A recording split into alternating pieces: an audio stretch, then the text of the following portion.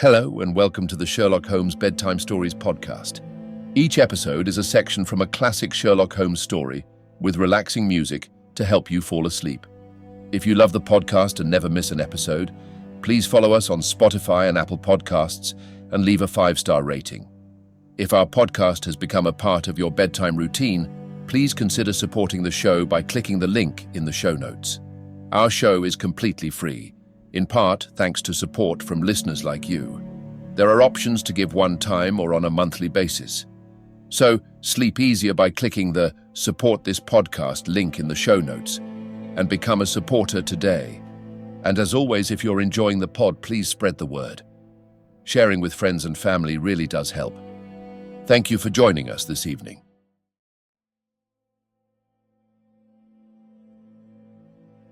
Now it's time to relax.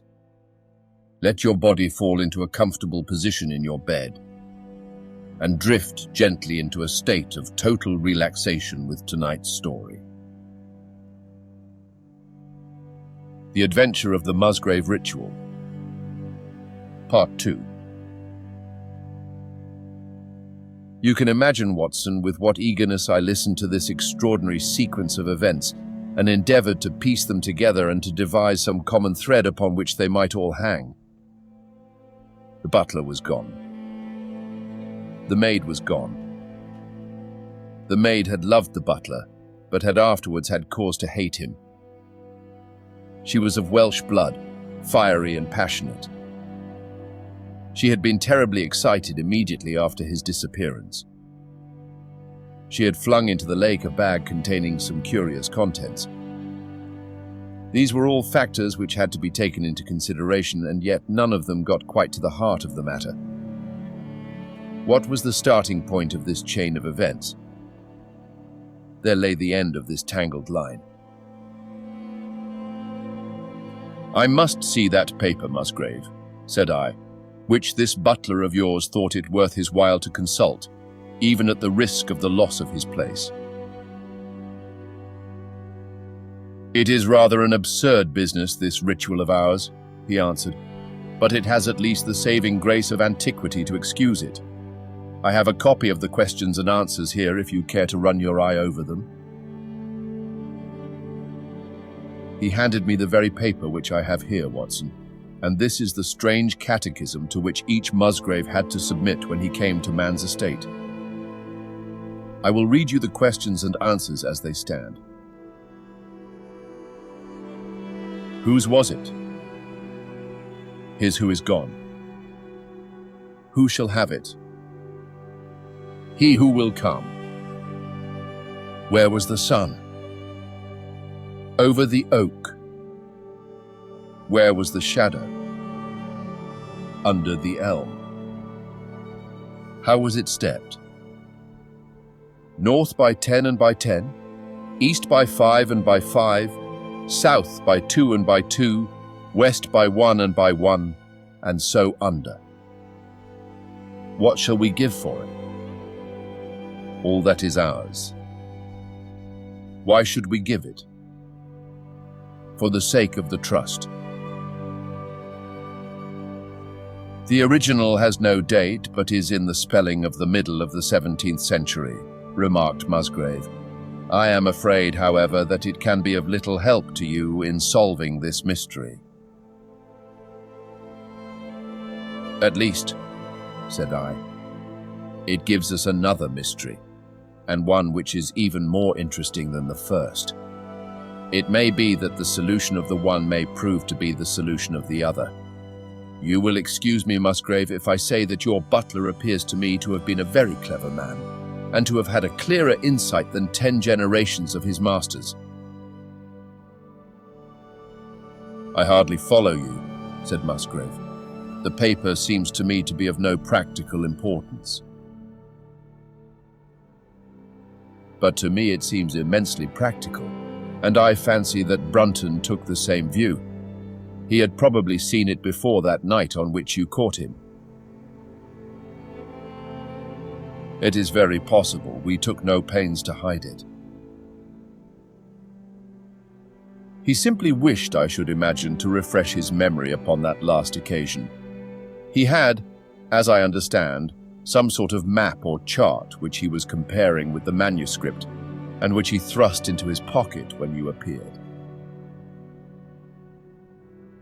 That is true, but what could he have to do with this old family custom of ours, and what does this rigmarole mean? I don't think that we should have much difficulty in determining that, said I. With your permission, we will take the first train down to Sussex and go a little more deeply into the matter upon the spot.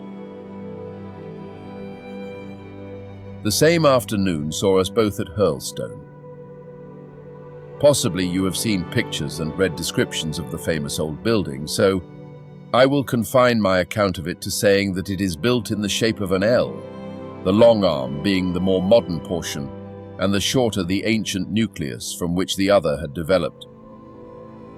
Over the low, heavily linteled door in the centre of this old part is chiselled the date, 1607. But experts are agreed that the beams and stonework are really much older than this. The enormously thick walls and tiny windows of this part had in the last century driven the family into building the new wing, and the old one was used now as a storehouse and a cellar when it was used at all.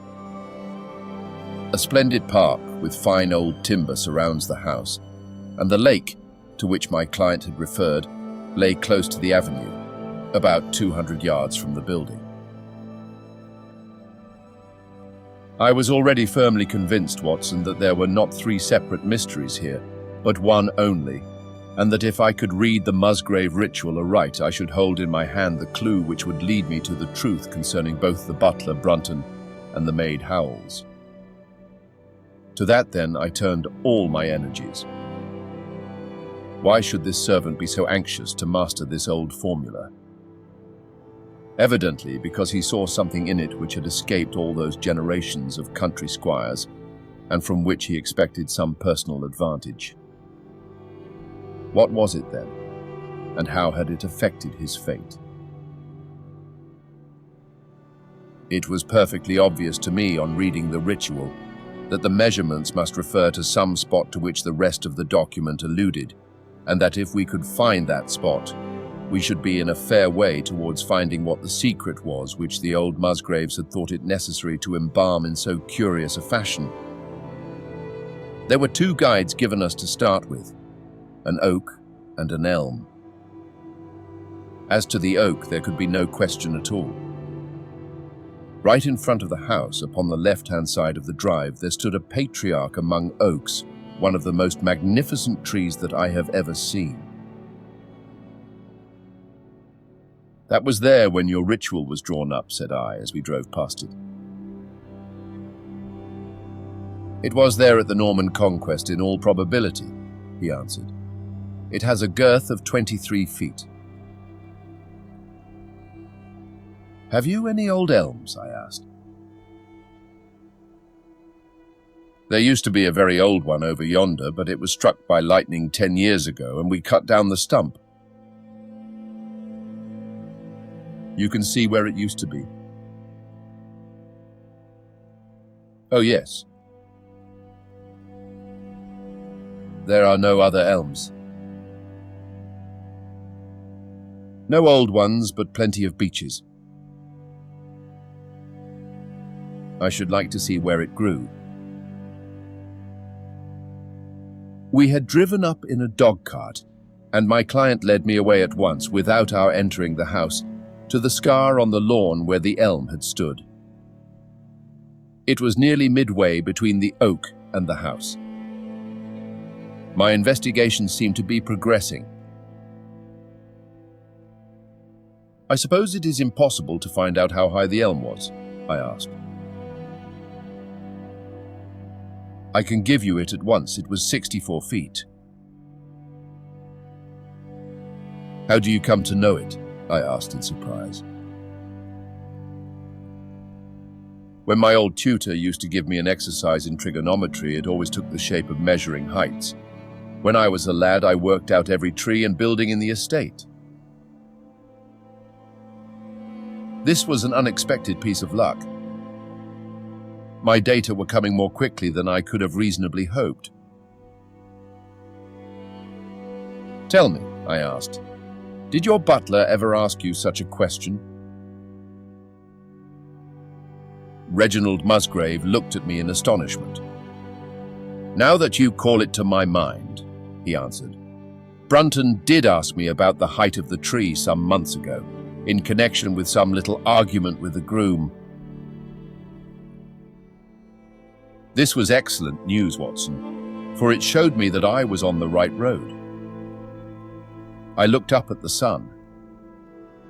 It was low in the heavens, and I calculated that in less than an hour it would lie just above the topmost branches of the old oak. One condition mentioned in the ritual would then be fulfilled.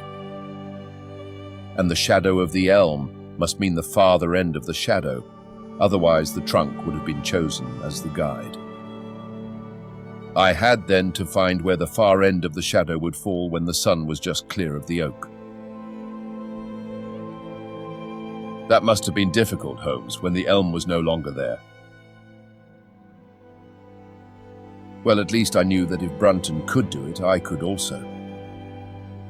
Besides, there was no real difficulty. I went with Musgrave to his study and whittled myself this peg, to which I tied this long string with a knot at each yard. Then I took 2 lengths of a fishing rod, which came to just 6 feet, and I went back with my client to where the elm had been. The sun was just grazing the top of the oak. I fastened the rod on end, marked out the direction of the shadow and measured it. It was 9 feet in length. Of course, the calculation now was a simple one. If a rod of 6 feet threw a shadow of 9, a tree of 64 feet would throw one of 96, and the line of the one would of course be the line of the other.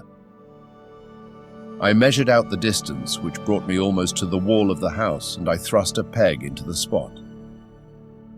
You can imagine my exultation, Watson, when within 2 inches of my peg I saw a conical depression in the ground. I knew that it was the mark made by Brunton in his measurements and that I was still upon his trail. From this starting point I proceeded to step, having first taken the cardinal points by my pocket compass. 10 steps with each foot took me along parallel with the wall of the house, and again I marked my spot with a peg. Then I carefully paced off 5 to the east and 2 to the south. It brought me to the very threshold of the old door. 2 steps to the west meant now that I was to go 2 paces down the stone-flagged passage, and this was the place indicated by the ritual. Never have I felt such a cold chill of disappointment, Watson. For a moment it seemed to me that there must be some radical mistake in my calculations. The setting sun shone full upon the passage floor, and I could see that the old foot-worn grey stones with which it was paved were firmly cemented together, and had certainly not been moved for many a long year. Brunton had not been at work here. I tapped upon the floor, but it sounded the same all over, and there was no sign of any crack or crevice. But, fortunately, Musgrave, who had begun to appreciate the meaning of my proceedings, and who was now as excited as myself, took out his manuscript to check my calculation. "And under," he cried. "You have omitted the and under." I had thought that it meant that we were to dig, but now, of course, I saw at once that I was wrong. "There is a cellar under this, then?" I cried. "Yes, and as old as the house, down here through this door." We went down a winding stone stair, and my companion, striking a match, lit a large lantern which stood on a barrel in the corner. In an instant it was obvious that we had at last come upon the true place, and that we had not been the only people to visit the spot recently. It had been used for the storage of wood, but the billets, which had evidently been littered over the floor, were now piled at the sides, so as to leave a clear space in the middle. In this space lay a large and heavy flagstone with a rusted iron ring in the center, to which a thick shepherd's check muffler was attached. "By Jove," cried my client, "that's Brunton's muffler. I have seen it on him and could swear to it. What has the villain been doing here?" At my suggestion, a couple of the county police were summoned to be present, and I then endeavored to raise the stone by pulling on the cravat. I could only move it slightly, and it was with the aid of one of the constables that I succeeded at last in carrying it to one side. A black hole yawned beneath, into which we all peered, while Musgrave, kneeling at the side, pushed down the lantern.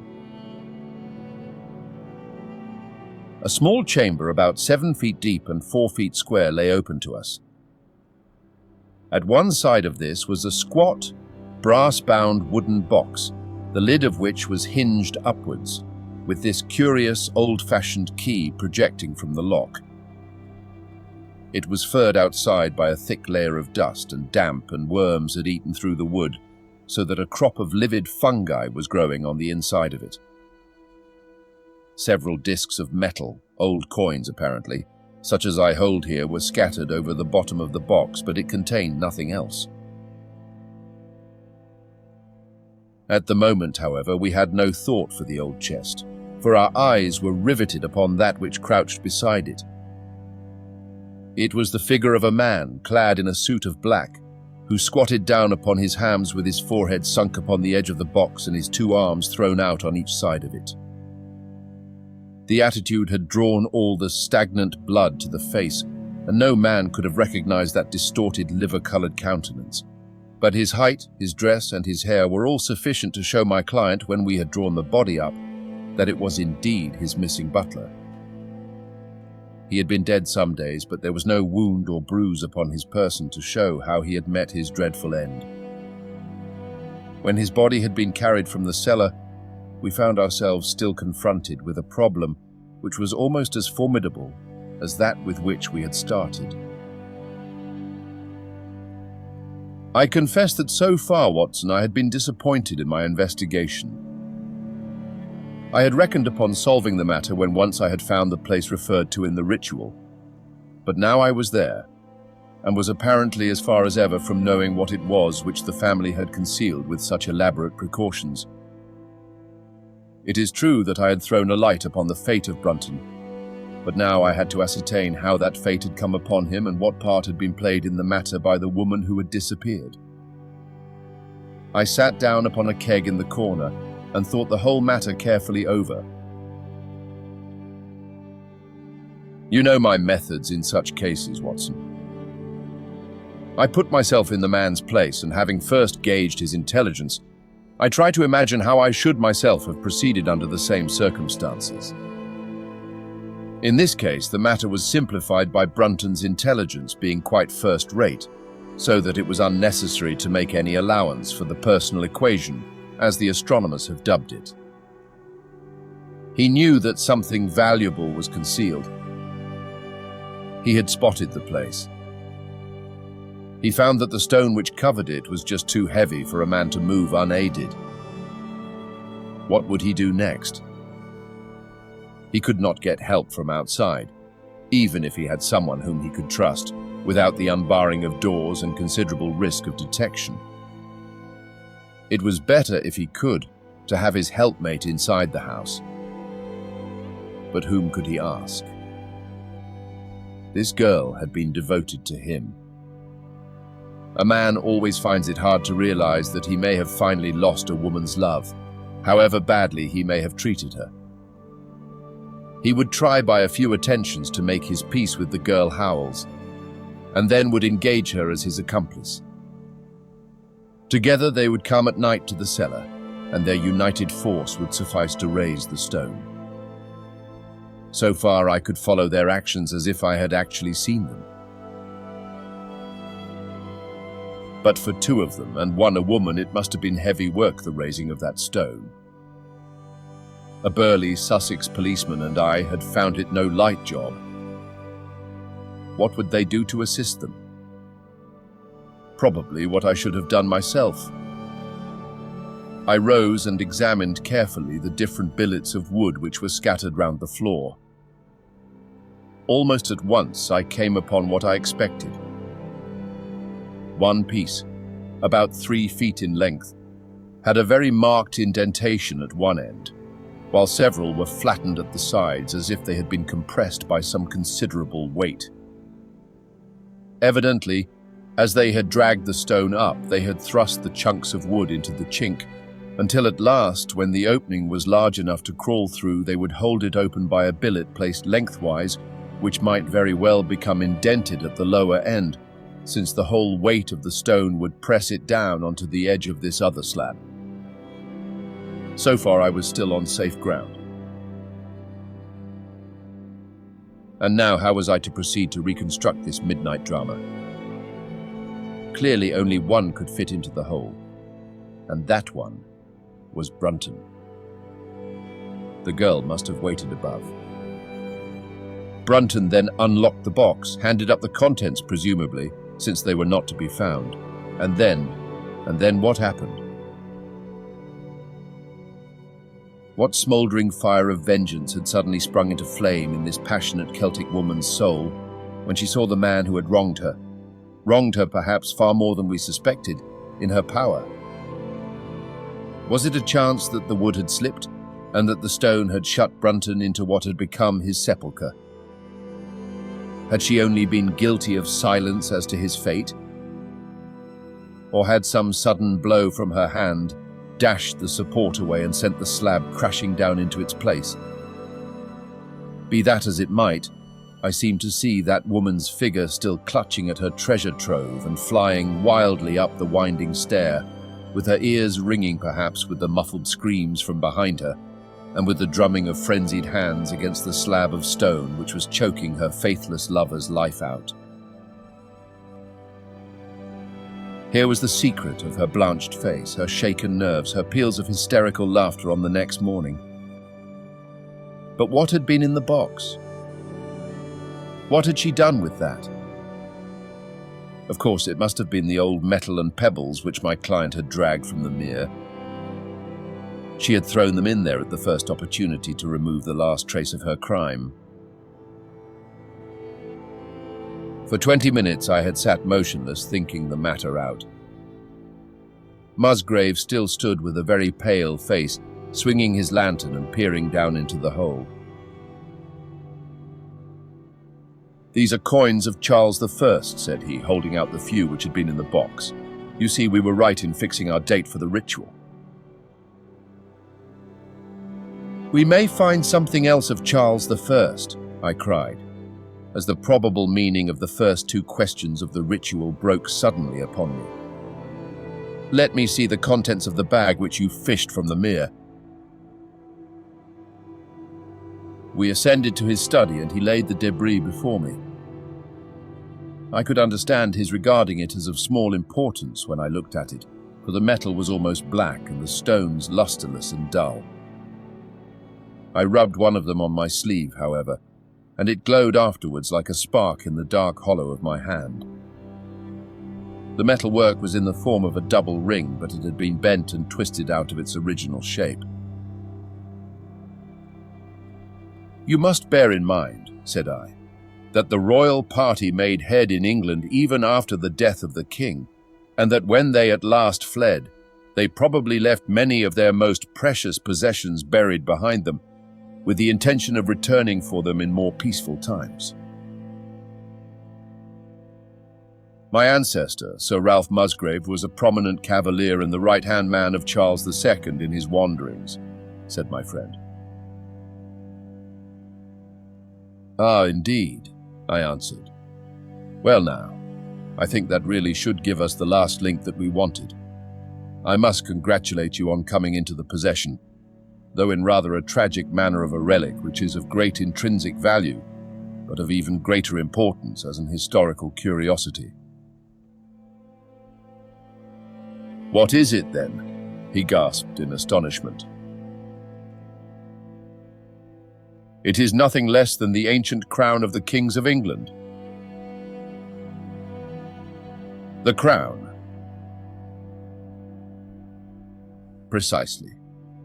Consider what the ritual says. How does it run? Whose was it? His who is gone. That was after the execution of Charles. Then, Who shall have it? He who will come. That was Charles II, whose advent was already foreseen. There can, I think, be no doubt that this battered and shapeless diadem once encircled the brows of the royal stewards. And how came it in the pond? Ah, that is a question that will take some time to answer. And with that I sketched out to him the whole long chain of surmise and of proof which I had constructed. The twilight had closed in, and the moon was shining brightly in the sky before my narrative was finished.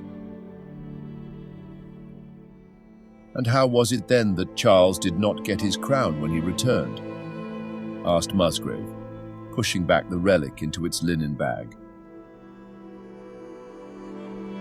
Ah, there you lay your finger upon the one point which we shall probably never be able to clear up. It is likely that the Musgrave who held the secret died in the interval, and by some oversight left this guide to his descendant without explaining the meaning of it.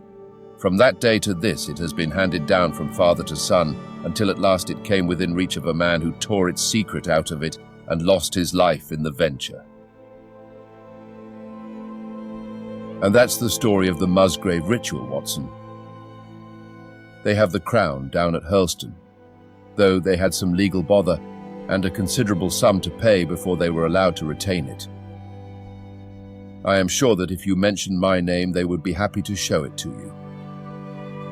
Of the woman nothing was ever heard, and the probability is that she got away out of England and carried herself and the memory of her crime to some land beyond the seas.